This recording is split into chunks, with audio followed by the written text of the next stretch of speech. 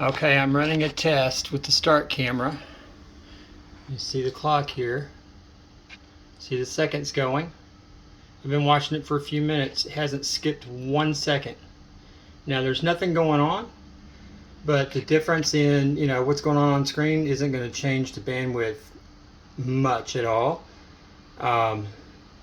This is with a cable going directly from the camera through the little slot here at race control on the sidewall under the window, and down the stairs into the crawl space, and connected to a PoE power adapter, which is plugged into the network down there next to the camera in VR. So this is actually a Cat 5e. It's what I had with me. What this tells me is, at least right now, I'm thinking that this is a huge improvement over just the regular video feed that you've been getting through the existing cabling. And we could do one of two things for a permanent solution. I could either set up a wireless link with a wireless antenna at that camera.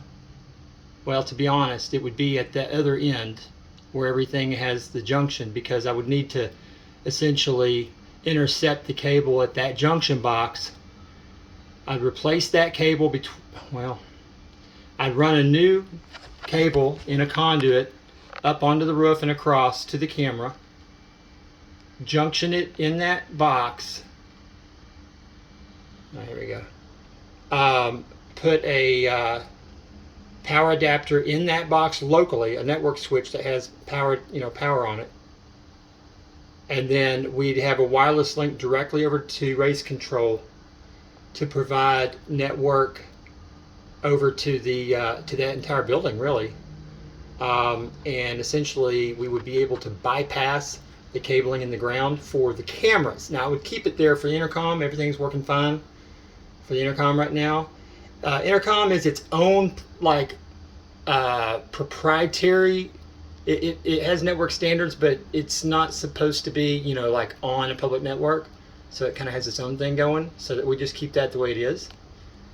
But that wireless network works out to be cheaper than the labor and cable and all that to pull, I don't know, half dozen, or basically to pull all the cables through, because you can't just pull the few that you need. You got to pull them all.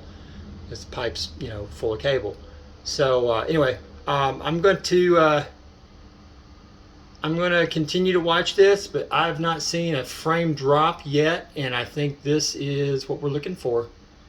No seconds dropped. It's real time.